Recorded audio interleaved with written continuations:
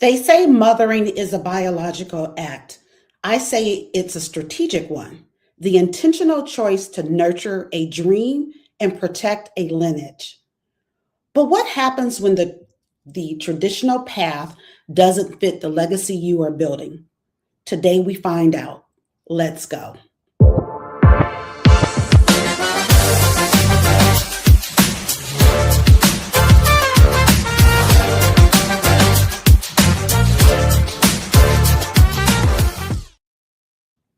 Welcome back to Women of Color Live, the live version of Women of Color, an intimate conversation, a top 20 women's empowerment podcast.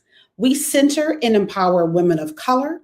We also have a community for Black women 50 plus, the Dream Lifestyle Collective. Shout out to our production team at the Leon Thomas Group.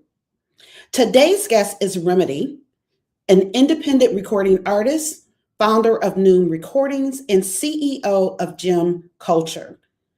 Today, we conclude our May series, She Who Mothers, Redefining Legacy, Love, and Lineage. RIMIDI, welcome back to Women of Color.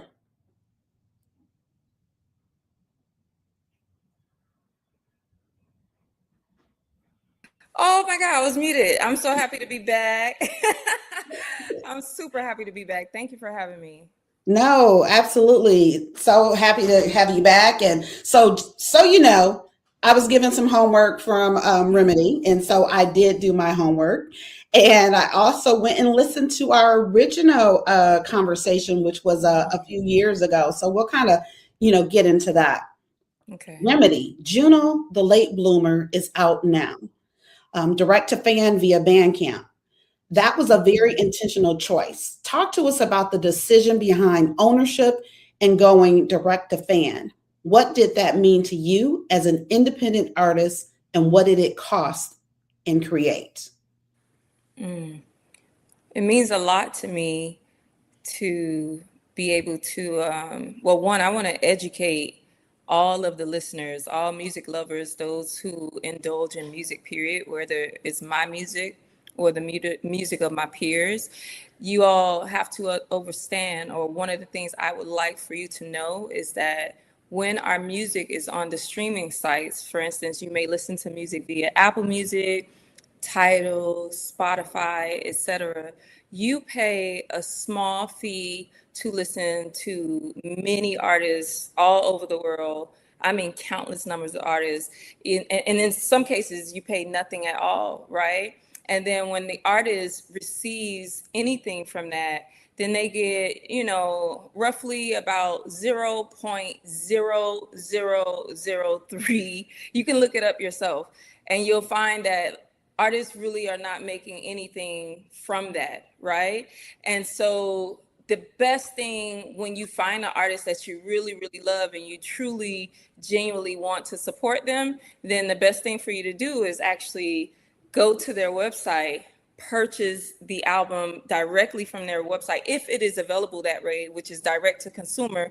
And I want you to think of it like art. Music is art. So when you're buying music, you're collecting art. And so when you go to a gallery and you pick up, the art from a gallery, you might pay anywhere from, $1 to millions. Right? It's the same concept, and it allows the artist to sustain themselves and continue to create art in a stress-free environment, because they actually are able to make a living from it. So this is how we want to support it. So that's how I see it. It's a lot to go into this. When you are a music artist, like originally, especially when we were talking some time ago, I didn't really fully understand the importance of building an infrastructure as an artist and why that was necessary. That's what differentiates you from being a starving artist to an artist that is a professional artist and makes a career from it. And so that is the difference between the past version of myself and the version of me today, where it's like I'm looking to build a sustainable career from my music. And that means making sure I have my ISRC codes, making sure that my music is properly registered, not only in copyright, but also with sound, Sound Exchange or Pro, your performing rights organization, so that every time the music does play, it's able to collect money and actually create different streams of income for you so that you can live from it. So, I mean, that I feel like that's a big, yeah, that question is like, I don't even really feel like I could say all the things that I want to say, because it's a jam-packed question, but that's initially what ownership means to me. It's being able to make my music and create a living from it, and own it and have full control of what happens with it. No, and so I mean, and that speaks to a lot of us, whether we're music industry, whether we're a different kind of creative, whatever it is that we're doing. Now is the time for us to look at owning that, right? Making sure that we're monetizing and getting all the monies that's out there to be gotten, right? That's as well with the podcast. Like, okay, I've been doing this thing for 6+ years. Been time to to get money out of it. In it and all those things. So like you said, getting a structure in place, getting the proper, systems together is something that we all, can do for whatever it is that we're doing. And I want to shout out your folks because they ready. Okay. They came ready. They already dropping comments and I love Let's go. Right, let's go, because I didn't even get a chance to y'all comment, like engage with us. Like that's what we want to do. We want to engage with you. So shout out to the people, right? For already, jumping on that. Okay, so the homework that you gave me was to listen to JUNO, the late bloomer, which I did. Okay, I did that today. I was in the bed and I'm like, okay. But what really stood out to me is what you wrote. So what's there? And you said something about the journey you're on now. And that's this album is your journey. It's who you are today versus who you were before. And so when 100%. I said I listened to the original conversation, I had asked you then, and I'm going to ask you now, but I asked you then, who is RIMIDI? And I'm going to ask you, who is RIMIDI today? Because I think we did that back about 3 years ago. Yeah. RIMIDI don't play no games. Okay. She bought her business. You know what I'm saying? Listen, what would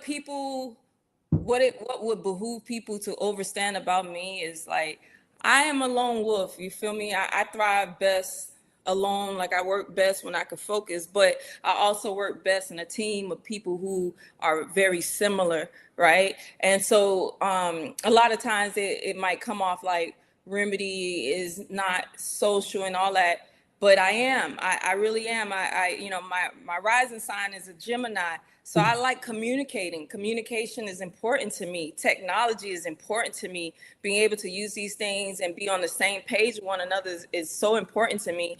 And also being around genuine people. Like I just love good people. Like, you know what I'm saying? We all have our differences. We may not always be on the same page, but even when we have our differences, we still can love each other. And that's what's important to me. I'm all about love. I'm not perfect at all in no way, shape or form. I have my days. I could really like be the scorpionic person that I am. But at the same time, like I'm love.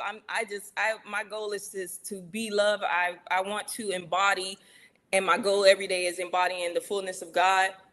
And so that's me. Like right now, I'm just about my business.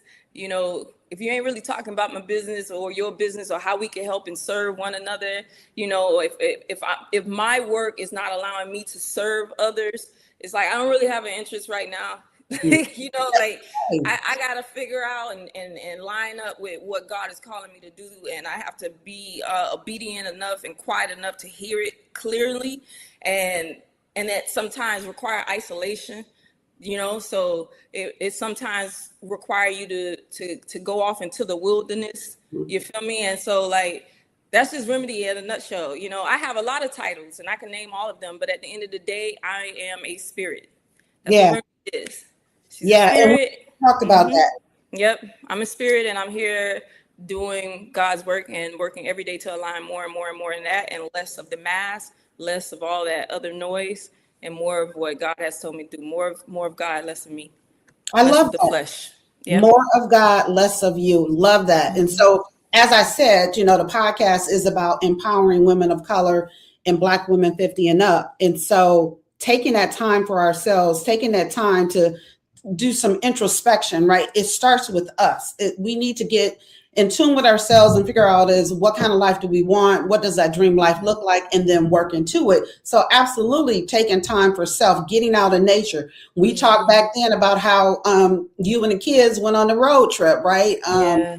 Homeschooling and how it was about life and living life, right? Just not sitting in the room and learning what they want you to learn, but learning, you know, the things that are important as well as living the things that are important. And you said you were spirit then, so that hasn't changed. Yeah. So to me, that means that's who you are, right? And that's just an element of you that doesn't, you know, that's not going away. It just may look different, which is looking differently right now. Oh my God, yeah.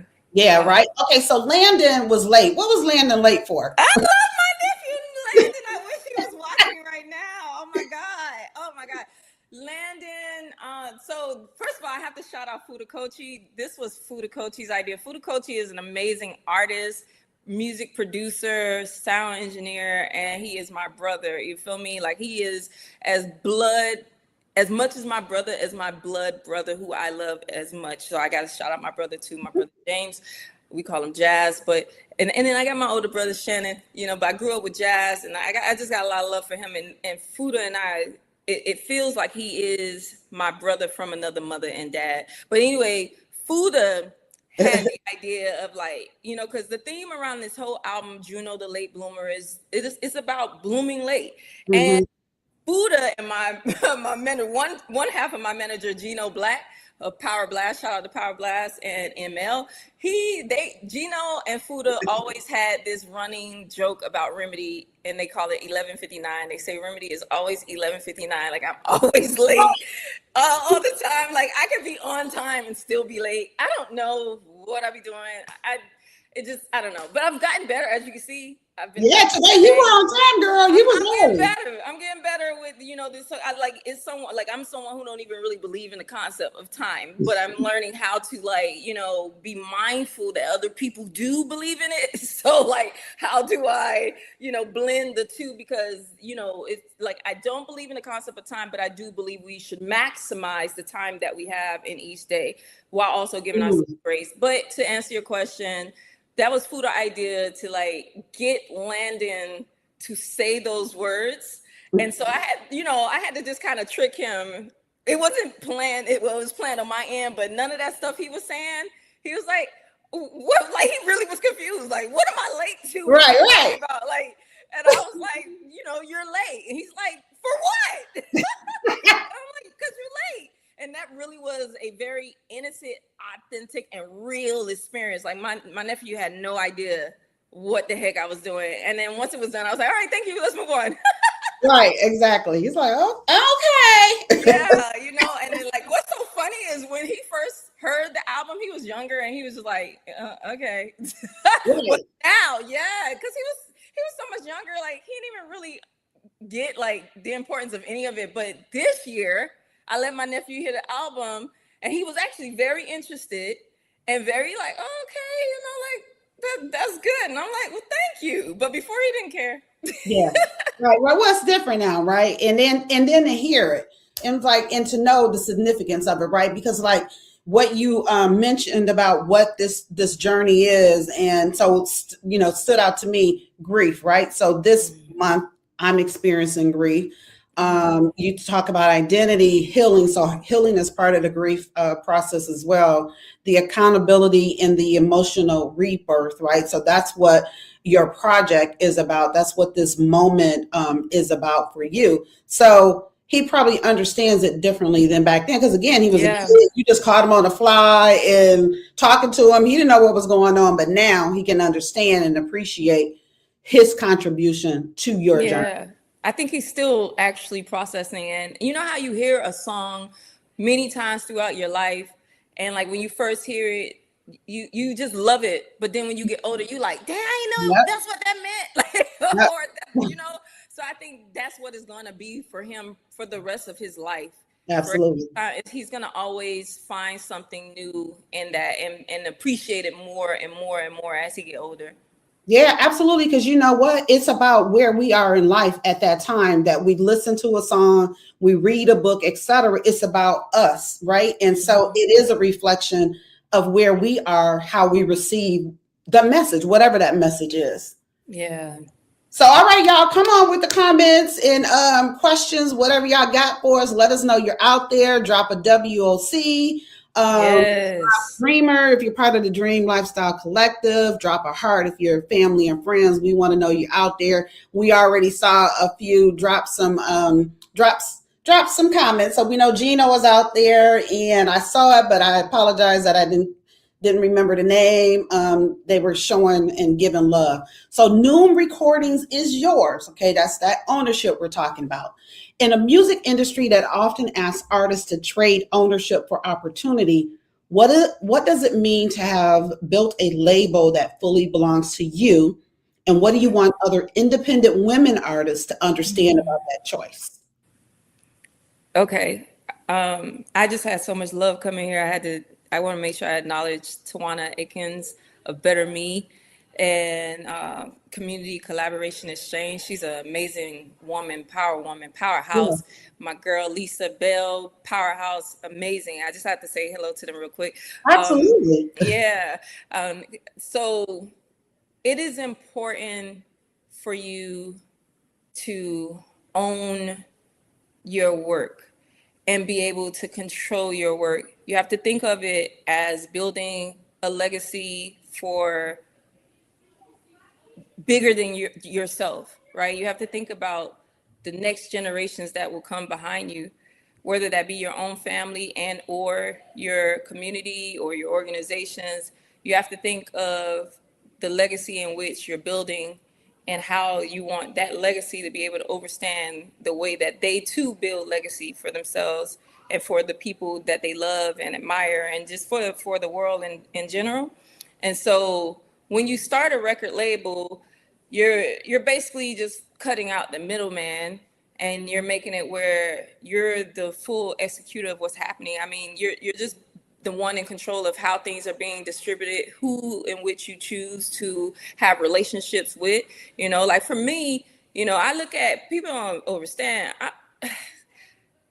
This Scorpio life ain't nothing to play with, right? Like I'm real intuitive and I'm always observant. I watch things that you have no idea that I'm watching. You have no idea. And I sense, I'm very sensitive. I sense a lot of stuff. And so I watch who you partner with. You know, I watch like how are you representing yourself and are you too sure of your own values and who you're getting into business with, right? And the values that they also share. And I pay close attention to these things because of the fact that it could also affiliate me with that, right? And I want to be careful as to what I affiliate myself with. And these are things that over the last couple of years I have gotten really close to. But, you know, when you are creating your own label, you have that choice of like being very mindful of who you are making your connections with. You could be more intentional. You could be more intentional about where your music is reaching and who you want your music to reach. You are able to get more clear directions of your stacks. I'm gonna say stats, so I don't mess up the word. But you get more you get more clear on like what your stats are. Yeah. Yeah, Yeah. the timing, the choice of your songs. Yes, it's freedom. It's artistic. Like I was watching two things. Yesterday I saw Lizzo. I love Lizzo. Yeah, me too. Yeah, she's just so bold and honest and Yep. transparent. And that's what I love. But yesterday she was posting her own flyers. I saw a video. Mhm. She was posting her own flyers and she wrote on the screen that she's posting her own flyers because her record label won't. Yep. You know what I'm saying? And it's like, I mean, why not? You know, and like to be able to be in control, I don't have to ask nobody, can I do anything? You know, I just, you know, I run it by my team because I do have a team, Power Blast Worldwide. So I run it by them, but I don't have to ask for permission, right? Mhm. It's Mhm. more of like getting advice and seeing if this is in the best interest, what they think, getting their feedback. And then I go and I move with it. You know, I think of them as my advisory team, right? And my partners in business. But at the end of the day, I have the final say as to what's happening, you know, and I see that a lot of times. I hear artists who they can't put their music out because they've been shelved. They gotta wait until the label is ready to get them out there. You know, it's just a lot of things. So I feel like as a woman, you know, we're powerful, and it's time for us to align with that. And I think it's okay. I know it's okay for us to step into full leadership and be who we're called to be. And part of that is being owners in the things that we do. Yeah. And so let's park there for a moment, right? Because what you said about having that team, we need teams. Don't go it alone. We can. It's going to take longer. So if you want to, you know, and you're going to miss a whole lot of steps that are unnecessary had you had a team. So having a team, having an advisory board, having your own personal board of directors, all of those things are important. That sisterhood, again, the Dream Lifestyle Collective, that's what, you know, we're building there, like a sisterhood for us, so we don't have to go it alone. And I'm one of those people, like you talked about being solo and like being by yourself. I'm an introvert. A lot of people don't believe me. And what that means is I need to go off by myself, you know, to recharge. That's what that's it. People drain, right? That energy, right? It is what it is. However, I'm like leaning into that sisterhood. No, I need my sisters. I need that board. I need advisors. I need those people to, you know, build off of, you know, growing a team, bringing people on, because I'm not an expert in everything, right? I do well what I do well. The other things that I don't necessarily, 100. Instead of me still trying to do it all on my own, where I'm wasting time, I'm missing out on a lot of steps. Like I said, that money that I should have been getting these past 6 years, like that's what a team can help you accomplish. So again, women who are watching, listening, get a team. Build with other people. Find someone who does well the things that you don't do well, and build together. 100%. And I definitely want to reiterate that being an introvert does not mean that you do not work with others. It doesn't mean that. It definitely just means you, like, for instance, I have a friend, Flo Wolf. Shout out to Flo Wolf. He's an amazing visual artist, international visual artist. He is an extrovert, and it seems like people charge him. You know what I'm saying? The interaction, like me, I'm like, bro, okay, we've been on the phone. Right. I'll talk to you later. Like, right. Like your energy seem to be like charging up by talking to me, and I'm, goodbye. I'll talk to you later. I'm sorry, boo. I got a time limit. You know what I'm saying? And so, it doesn't mean that, and like, but I definitely have learned in my journey the importance of community, but the right community, the right energy, the right alignment, because that's important too. It's not just anybody. It can't just be anybody. It has to be people that feel good, people that pour back into you, that, you know what I'm saying? And it's not a tab. I don't take tabs. I don't do that. You know what I'm saying? But I can definitely feel when I'm like, I'm pouring a little bit too much over here. I gotta go. I gotta go, because also my energy does require reciprocation. It has to, I gotta feel it. Again, I'm not taking tabs. I just feel it. But I love, especially this season, and like people like yourself, like I mean, our relationship has been building over the last 3 years, but in this last, like even the last year or 6 months, I've been meeting more women, and they look and feel like me, you know, like they're just like, let's do this, let's serve. Let's serve. And it's like, yo, you speak my language. My language. Like, can I get more of you? God, more, please. No, and you know what? And another thing that we talked about is how we manifest, right? So that's what we talked about. And as a matter of fact, it was around your birthday, because I looked at the date. So it was around your birthday. I know at the time we talked, because you and my son are Scorpios. I think your birthdays are a few days apart. But anyway, you talked about manifesting. And so that's something that I lean heavily into. Not so much lately, like I'm kind of off on that energy, and I need to pull back or take that time to really get my mind around manifesting more things. Like, things still are coming to me, and there's things that I really want to manifest that I haven't really put the energy into making it happen for myself. So that's something I need to figure out. But anyway, I got you. I got I got you. It's so many people I would shout out because what came to mind just now is manifestation. He may be watching right now, Manny Lopez, and he has a powerful community. Yesterday, I did a speed networking event with him, and it was a whole bunch of women in the space, and I got to meet a lot of women. But he talks a lot about manifestation. But I just drop a gem, and I know you want to move on, but to manifest. This is a gem I'm dropping for everybody. Come on with it. Come on. We like gems. We have to. Yeah. Capital Okay. G, capital E, capital M. Peace and love, Noreen. Yo, okay, that's my sister Noreen in the building. Listen, to manifest, because I can only speak for myself, but I am in a very interesting time right now where I am being stretched more than I have ever been stretched in my life. And there are days, and often many days, that I am crying because I'm like, yo, this is a challenge. Like, it is requiring, like, my old self is like, she's on her last leg trying to stay here. You know what I'm saying? Though I love her though, like, this important to honor her, right? I love her, but the things she was doing, it's just like she can no longer be that. This version requires a whole nother level, and so I'm leaning into it, but it's a lot of crying. But in the midst of that, why am I telling you that? And what does that have to do with manifestation? The key to manifestation is remaining calm. It's that simple. You have to remain calm. You got to relax. Like, it's a lot of stuff that's happening, but you got to relax, and then you got to stay super, super locked in. For me, I'm being more intentional about waking up and starting my days with God first, right?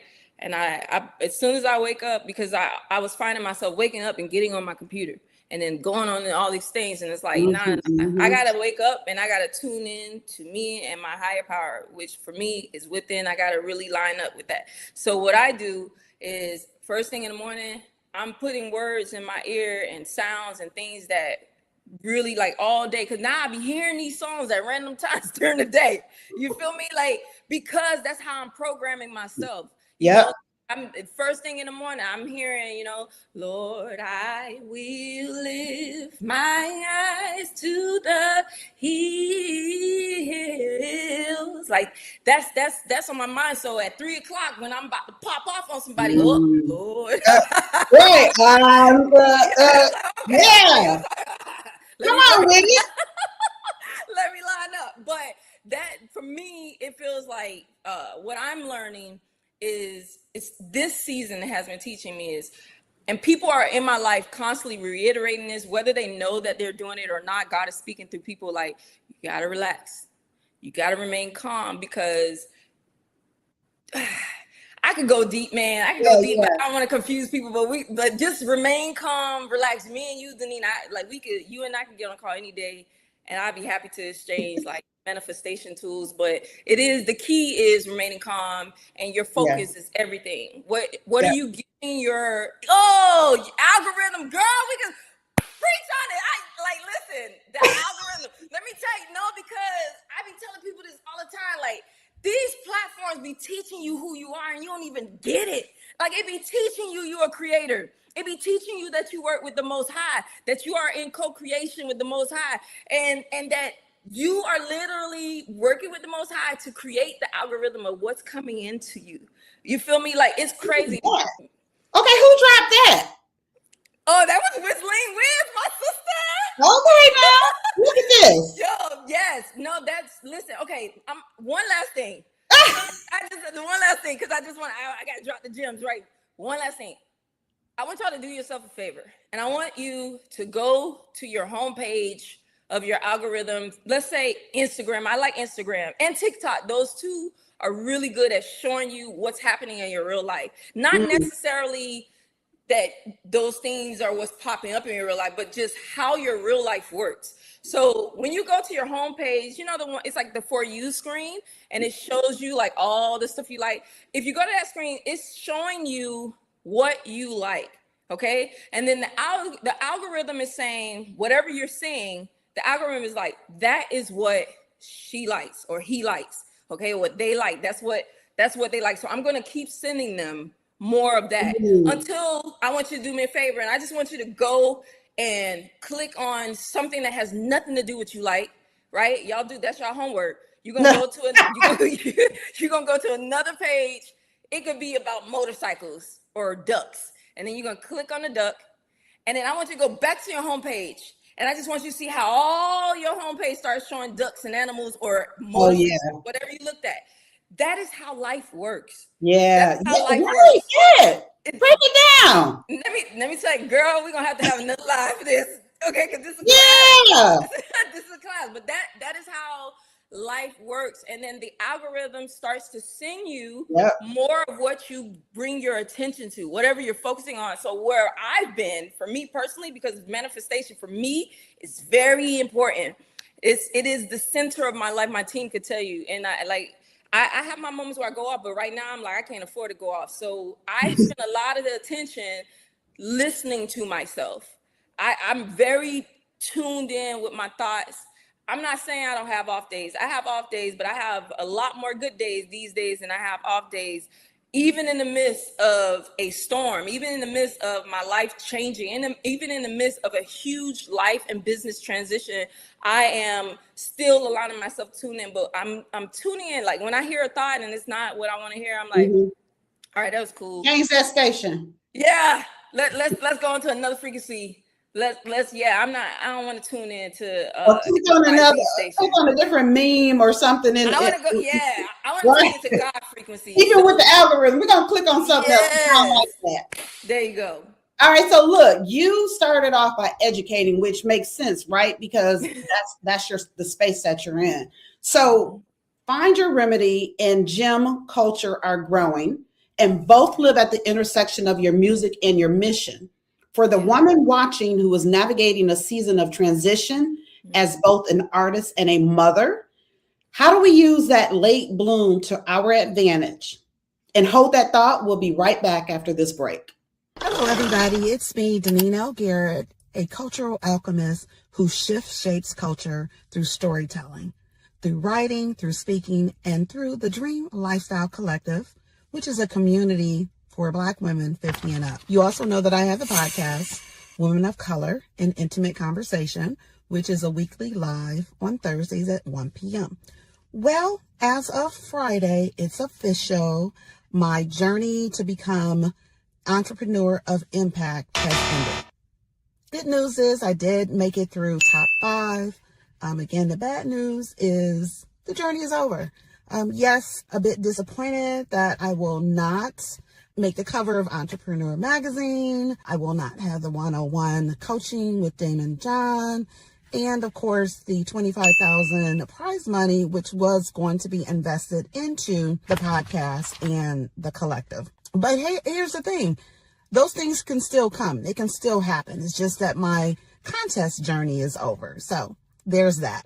So if you're wondering how to back up, first of all, thank you. Thank you. Because of you, because of your daily votes, because of your tax deductible donations to Gen Youth, I did make it through to top 5. So, let me go ahead and celebrate that.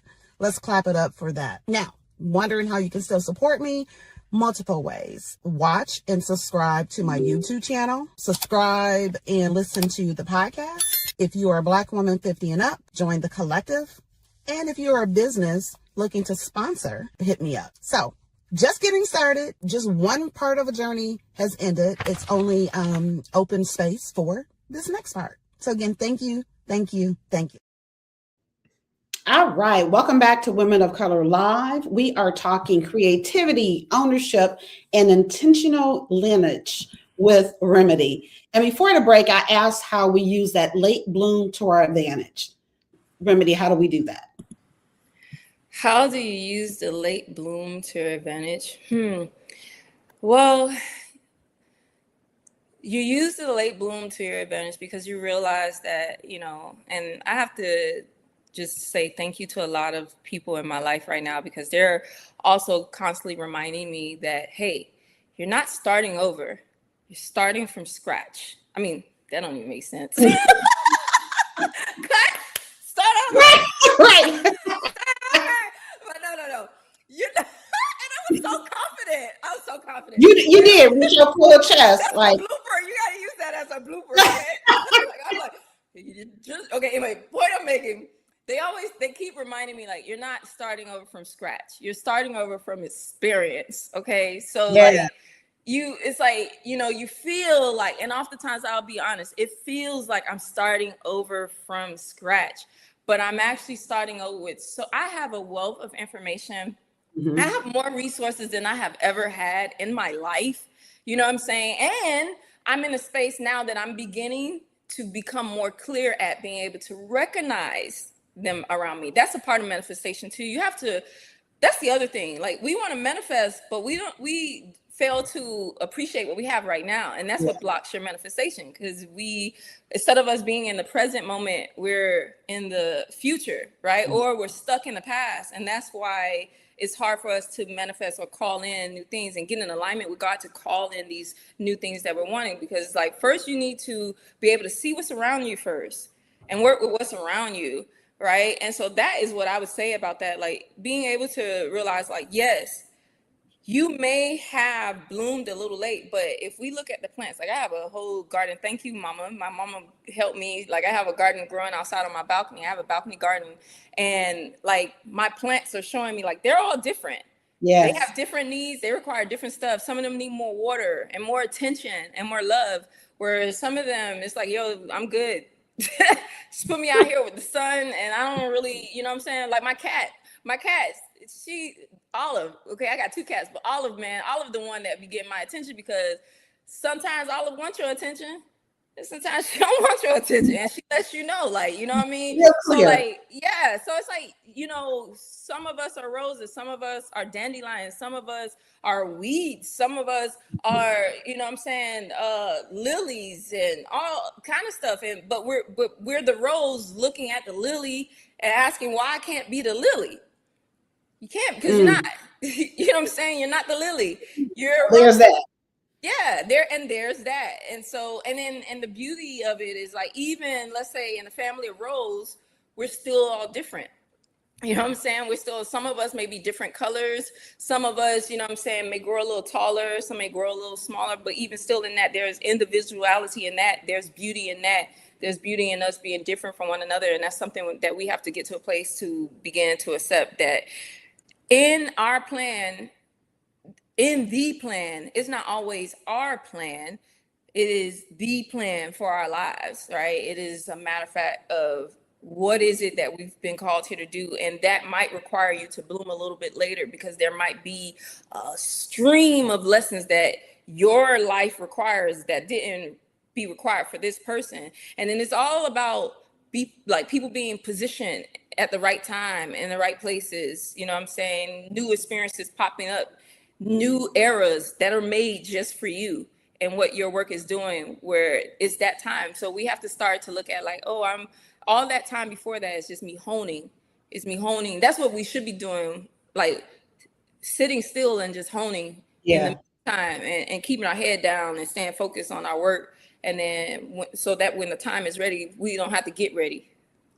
Yeah, we're already there. Like with we're there. Using the whole with the flowers in the garden and all that kind of stuff. Plant, water, prune, watch it grow, move them around, right? Because you want the whole thing to get some sun, as opposed to just one side. Because that one side that's getting that sun, that's the side that's really going to grow more than the other side. So you got to move things around, and that applies to our lives, and that's what RIMIDI is talking about right now. So gym culture is about the work that you do with the youth. So as a mother and a mentor, how do these platforms extend what you're doing on stage and in the studio? And how has your own evolution as a mother shaped the way you show up for the young people in your community? Okay, you're gonna have to break that thing down to 3 different questions. I will start with how the platforms that you're using, right? The ones that you're shifted to. How do you extend what you're doing on stage, and how do they extend what you're doing on stage and in the studio? So how has that shifted how you show up? Well, I like to add that I have had moments of imposter syndrome, right? So Okay, I think that's very important. Yeah, I think that's very important to honor that things have not always been perfect, and that there were times that I really had no idea who I am, or doubt in my purpose, really just like not really not sure of myself and what I've been called to do. And those moments are important too, because those moments are what have groomed me in really just being able also to see all sides of myself, right? The good and the bad, and then learning to appreciate the light and the dark. Mm-hmm. And so the way that my work translate on the stage, in the studio, I show it real. I work real hard to just be myself. You know, I work real hard to shed a lot of unnecessary layers that are not mine, or that I felt I had to have, or that someone else told me I had to have. I work real hard on shedding those things. So my work translate across in every place that I go, because I come from a family of a lot of real people. You know what I'm saying? No matter what, even if I don't always like some of the things they do, it doesn't matter. They're still very real and authentic. And so that's just my work. It comes through in my work. It comes through whether I'm in the studio making music, or even just in my room writing a song and making a music in my living room, or in Fuda's living room, or in Rod. Shout out to my drummer Rod, and my right hand in his living room. Like, it doesn't matter. Like, that's where it goes. And then when I'm working with the young people, I mean, I love them, because that's when it really it really comes out, because I love the jits. I'm always love the jits, because you can't hide with them. You know, they can see right through you, because they are the closest to God. They're the closest to purity. And so they're going to call you out on your stuff,? And so, like, even my daughters, I love my daughters, Leah and Milan. My two aunts, there was a part of your question that talked about like motherhood, and Mm-hmm. how that translated. Like, motherhood is why gym culture exists. I was, I did a Girl Scout. I was a Girl Scout leader, and I was, I loved it so much. And prior to that, I was a cheerleading coach, a cheer commissioner. I was a substitute teacher, reading interventionist. I've done it all when it comes to the young people. Don't ask me how I became a cheerleading coach, because I am not a cheerleader. Don't want to be, but it was fun. Like, it taught me a lot of stuff. In that space, I had to learn to coordinate, and I had to get out of my comfort zone, because I had to continue to show up for them. Because I was a commissioner who ended up becoming a coach, because I had to keep the space alive, because it was hard to find coaches. Mm-hmm. And I couldn't give up on the girls. I couldn't let the girls down. So I just filled in the coaching position. But I made the girls lead, because I don't know how to do this. I'm not cheerleading. You know what I'm saying? But but it was like a lot of the things that I was doing was because of my daughter's existence, because I was looking for things for them. So, like, I ended up becoming a Girl Scout leader. I did it twice, but the second time I did it, it was the most powerful time that I did it. When I was a Girl Scout first. Let's say that I was a Girl Scout as a young woman, as a girl, and then when my daughters were like 1, and because my daughters are 10 months apart, so maybe 1 and 1 in my stomach, I started another Girl Scout troop, but it wasn't timing. And then years later, I ended up I moved to Orlando for a little bit, and I started a Girl Scout troop there, Girl Scout troop number 1, with Citrus County, Florida. And I had 40 girls and 7 leaders, and I was so into it, and I wasn't making any money. And that's when I was like, you know what I'm saying? Like, I think I do love these kids. I think I do. Like, I was, you know what I'm saying? I was so, like, I all I did was breathe, eat, sleep, the organization of it, playing it, everything. Like, I loved it, putting everything together for them. Like, I really feel like I was doing it more for me than I was for them. Like, I really loved it. And so whatever, fast forward, I ended up, coming back home, getting back into teaching, and was like, I want to start another Girl Scout troop. And I have to shout out that principal, because she was like, well, and then mind you, prior to that, I was like, I want to do my own thing, but I didn't, Girl Scout had so much resources, and I didn't see a lot of women who look like me doing stuff like that. You know what I'm saying? So even though I idealized the concept, it didn't seem real that I could do that. So she was like the invitation, you know, where she was like, I think you should do your own thing. And I was like that. Like, you know what I'm saying? I was like, oh, okay. Voila. And I went upstairs and I was like, what is this thing gonna be called? And she said, gym culture. I mean, she said gym culture. God gave me a download. I didn't even have to think hard on it. That was the name. And at the time I was real deep into crystals and all that stuff. And it just came with gym culture is just like we're polishing the gym, you know, like they already gems. We're just polishing them up.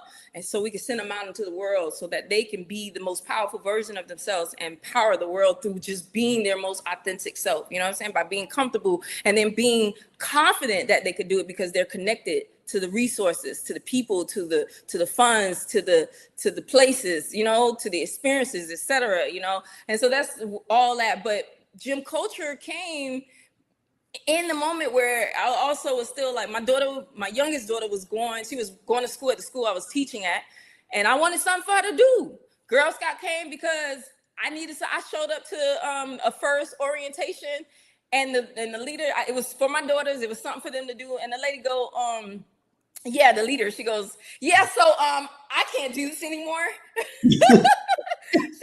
I can't do this anymore, and someone needs to be the leader. I'm new to the town. I don't know none of these people. Right. You know what I'm saying? But I'm like, I'm game. And then I'll do it.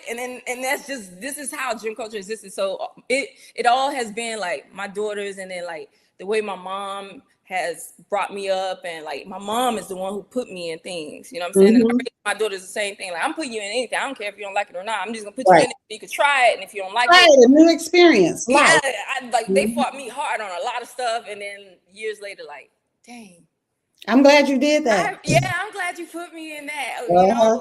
You know, thank God my mom put me in cheerleading for 1 year of my life that I could connect to the other cheerleaders, because I was like, why are you putting me in this? I knew when I was young, I was like 5. She put me in cheerleading. I was like, why am I here? Well, let me throw something at you. You mentioned earlier, and we're going to connect it to Jim, right? So Jim was dropped in your lap. That was put before you, polishing, being our best selves, etc. But you also told us earlier on that you have, what did you say, the Gemini something? What was that? Everyone. Okay. Short answer. Everybody has you have the big 3. So, but most people only know about the big 1. I'm a Scorpio. What are you, Deneen? I'm a Gemini. My birthday was yesterday. Happy birthday, girl. Okay. Did you post about that? No. I kind of did. I dropped this little like a video. It was several different shots of me, and I was like, I have to visit that. Yeah. You gotta check. Yeah, you gotta see it. Oh, happy birthday. Thank you. Oh, okay. I got you. Okay, so everybody knows, like, you know, you're a Gemini. I know I'm a Scorpio. Somebody else know they're Aquarius, Libra, blah, blah, blah, blah. That is your sun sign. Meaning you were born, that is first of all, those are also constellations. So when you were born, the sun was positioned in the constellation of Gemini. For me, it was Scorpio. The sun is masculine. The sun represents your personality, right? How you might show up personality wise. But then you also have your moon sign. That's the second of the big 3. That's your emotion. It's feminine. It talks about how you show up emotionally, how you respond to life emotionally, right? And then you have your rising sign, how people appear, or how you appear to people before you know, or before they know you, right? So my rising, my big 3 is Scorpio, Capricorn, and Gemini. So my personality is very Scorpionic. Like, you know, I might have a mood every now and then. I'm very observant. I'm very calculated. I'm very mysterious, right? You think you know me, but you don't, because I'm constantly shedding and I'm constantly transforming all the time. I'm a new person every couple of years, not because I want to, but because it is my nature. And then my moon sign is Capricorn, but also my personality is it could be intense, right? Because Scorpio is intensity, okay? And it's not for everybody. right? I had to come to learn that. Like, I'm not for everybody, you know? And then like people might perceive me one way before they know me, and then when they get to know me, they see like, it seems like I'm all like sheltered and, you know, whatever, but when you get to know me, it's a lie. Like I love to talk. I have deep running water emotions, like, you know, so you got to be able to love me for the fullness of who I am. And then my Capricorn moon, though, grounds the emotions sometimes. So you may not get all of the water all the time because I got a grounding. Capricorn is an earth sign, so it grounds me. You know what I'm saying? And then my Gemini rising is communication. So you see, I'm talking right now, but when I get off of here, it's like, okay, goodbye. I don't want to talk anymore. I'll talk to you. You know what I'm saying? Like, and so that describes me. So like, most people don't know. People are starting to get into their big three, but most people only know the one, you know, their sun sign. And then, but there's actually more to it. Like there's, you have your Venus, your Saturn, your all the Mars, you have a whole bunch that make you up to what you, and it's so, and then I need to say this, astrology is not a religion. It just is what it is. You know, our people used it to build pyramids. Like, I just need to make sure that's very clear, you know, like it just is what it is, whether you believe in it or not, because it's not something to believe in, but whether you believe in it or not, it is what it is. And it is so eerily accurate when you get past the surface level aspect. That's why people be like, oh, I don't believe in astrology. And it's like, yeah, because you only know the fake horoscopes that you're reading. This is why one Scorpio is different from another, because we're not the same. We might have personality traits that are similar, but there's so much more that make us up. And then there's levels to the Scorpio alone. Like the Scorpio, there's the Scorpion, then there's the Eagle, and then there's the Phoenix. That's why you have some Scorpios that are like real stingers. They show a lot more negative traits of the Scorpio because they are on the bottom of the Scorpio. Whereas I like to say I'm a Phoenix. You feel me? I'm always coming out. Rising, coming off address. But listen, so I only brought that up because of the gym culture, right? So you mentioned that being part of you, and so that was also you attracting that you attracted that gym as well. Yeah, I definitely did, because like I said, God gave me the name of gym coach. I didn't come up with that. Yeah. And so for those who are watching or listening, the series that we're closing out is about She Who Mothers. And that's why we're talking about the motherhood part. You know, we talked a lot about music and transforming the journey. Now we're talking about the, you know, and we kind of, you know, sprinkled in the motherhood part of it as well. But that's why now we're kind of talking about the gym culture. You know, we shifted. Again, it's part of a journey, right? It's part of who you are and what you bring to the community. I want to get into permission because we really focus on that in this space. What permission does a woman of color need to give herself today to stop settling for a life that doesn't fit and to start our world on her time, her own terms, in her own time? Well, I mean, you know, from conversing with me in the past that, and I'm so glad that you brought it up in the beginning, that I needed to be reminded of that. Like, I do a lot of things afraid. I do a lot of things without the validation of other people. A lot of things I do, I am looked at incredibly crazy. You know, when I homeschooled my daughters, when I pulled them out of school, I was like, man, this ain't working for me no more. You know, I have family members like, hey, you know what I'm saying? What you doing? That's the same as when I decided I don't want to eat meat no more. I ain't never liked it. You know, I didn't like it. You know what I'm saying? Like, it's cool, but I you know, whenever I did eat meat, I always ate small portions. My mother is my proof, right? I only ate small portions, and then my plate was filled with the starches and the vegetables, you know, because my mom always prepared us with 2 vegetables, 1 meat, 1 protein, and 1 starch. So I was used to eating vegetables and all that anyway. And so I just decided, man, you know what? Like, I'm an adult now. I can make my decisions. And I feel like that's kind of where we have to come to a place where it's like, we are adults. Even if you're a young woman watching this, like, you have to start, even if there are some things, limitations that maybe you can't do certain things right now, you got to start embodying it, even if it's just in your mind alone. If you could see it in your mind and dream it up, it's going to happen. It's going to happen, because that's you co-creating with the creator that is God. So it's like you're gonna you're going to be able to do it. And then time doesn't exist. I just sent out a newsletter and I put a picture of that in the newsletter. It's like the time does not exist, despite us all wanting to claim that it does. It doesn't. The only time that exists is now. Because can you go back to Monday? I mean, you might be able to. I'm not against that either. But like, can you go back to Monday and do what happened on Monday? Or can you go to tomorrow? You know what I'm saying? Like, no. Like, can you go into the next hour or the next 20 minutes? No. Like, the only thing that matters at this moment is now. And that's the only thing that exists. That's it. That's all that exists. So I will say to you to focus all of your energy on right now. Allow yourself grace and allow yourself to give yourself permission to do what terrifies you. Give yourself permission to be uncomfortable, even if it's just for a little while, to get to where you're going. Allow yourself and give yourself permission to do what others dare you don't. Give yourself permission to be everything that you see yourself to be, even if that means being looked as crazy, because when you get to where you're going, you're going to be a genius, even though you already are.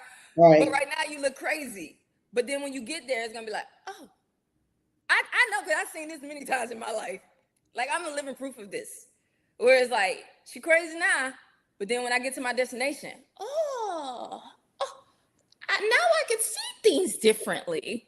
Right. Because I paved the way so you could do that. But it wasn't, you know what I'm saying? Like, you know, so anyway, that's a whole nother conversation. But just give yourself permission to do the things that make you scared. And I'm going to tell you, you're going to be scared and you're going to feel like you made the wrong decision. And you're going to get a lot of pressure from the people around you when you decide to do something different. You're going to get, and it's not because I got to make sure I say this. They mean well, they love you, but it's not their journey. It's not their journey. And when you haven't walked that journey, you can't see it. You can't see it. You can't see it. So you know, they may impose their own fears on you or just us in general. Cause I could be that person to somebody else, for the record. You know, it's just when people are doing things you don't understand, you fear it.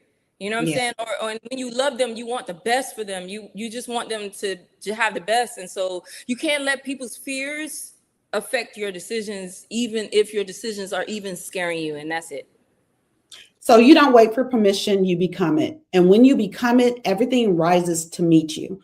That's the Dream Lifestyle Standard.